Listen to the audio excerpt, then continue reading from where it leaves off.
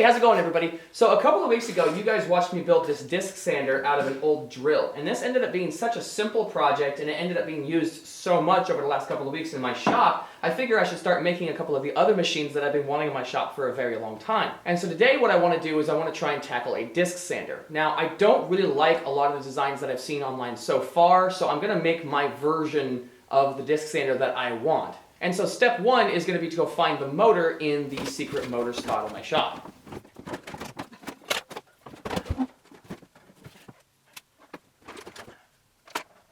Oh! Yes! Yes! Yes! Yes! Yes! Yes! Yes! All right. This one.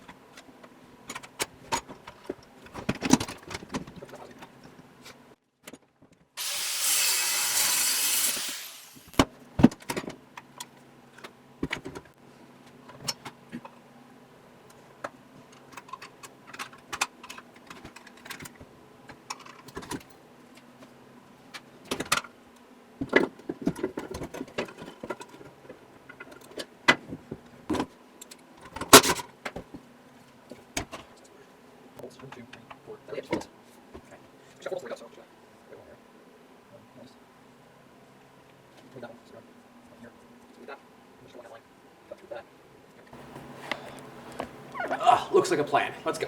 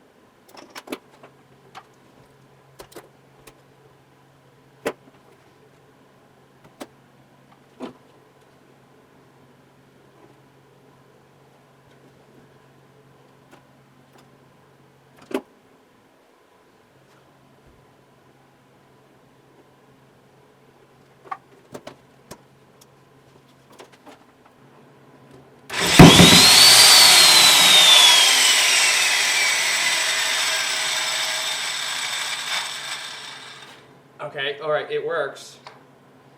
I was not expecting that torque. Oh my gosh. Okay. It works. Dang.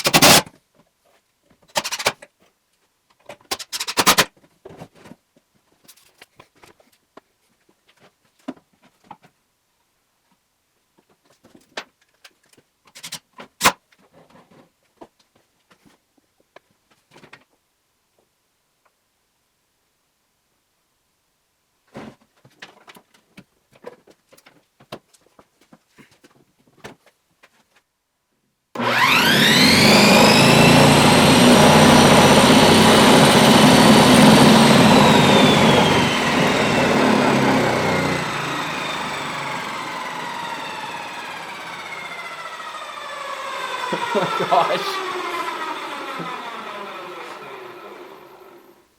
All right, so it's just a little bit off balance, and that's throwing it all over the place. It's actually not bad. Oh, jeez. Okay, this is always the fun part of the project when once you get the machine running, you can see pretty immediately all of the things that need to be fixed. And as far as I can tell, there are 4 things that I need to either change or tweak to get this thing up and running properly. The first thing is these trunnions. I don't think these are called trunnions. I think they're probably called something else, but I'm calling them trunnions because I don't know the right word. Ideally, these would actually be pivoting here, right on the front of my circle, but they're not. And that was mostly just an oversight. I thought it would be close enough, and it is not. So I'm going to have to put either a piece of plywood here or some blocking on the front that I can pin this to and get it to pivot properly. So that's the trunnions. The second thing is this circle is riding right on a solid piece of metal that's not spinning, and so it's actually wearing a groove into the plywood. And the way this is normally solved, as it was a circular saw, is with one of these. I can just put that in there and that should true that up a little bit. But I'm still worried that it might have a little bit of pull left to right, and if it does, I have a plan on fixing that, but I wouldn't advise it. I'm going to try to avoid it, but I have a plan. If that's still an issue, I'll tackle that later. The other thing is I'm a little worried that even once I have this all trued up, that it might have a little bit of wobble still, and if it does, I'll have to lathe down the face of this as well. I'm going to try to avoid that as much as possible. But if I have to lathe the face down, I can't really do that because I have all these pins in here, which means I'm going to have to change this out for a piece of hardwood. I have the hardwood, but I don't really want to remake it if I can help it. And then this has to be lathed down as well so that it runs true. The last thing is this motor runs a little bit, well, way too fast. About twice as fast as I want it to. It's a 2 horsepower motor. I'm not sure what RPM it runs at, but it is way faster, way more powerful than I need. Circular saws are a lot more powerful than I guess I thought they were once I started looking at the specs. So I got the speed controller, and you have to be really careful with these, especially the AC speed controllers, because they can burn out your motor if you're not careful. So you have to listen for that whining noise or listen for it to, there's a binding noise that it makes. You have to be careful that you're not running it too low. But if I point this directly at this L, it seems to run really nicely, and it runs at about half the speed that it was, so that's ideal. I also have this switch on here that I think I can use to turn it on and off. I haven't tested that, so I'm going to have to figure that out. If that doesn't work, I'm going to have to put a secondary switch on here. So there's going to be some sort of system of parts here. Unfortunately, you're going to have to wait for part 2 of that project because this video is already getting way too long. Now, it is the future, and I did finish the sander, but I don't want to show you it yet.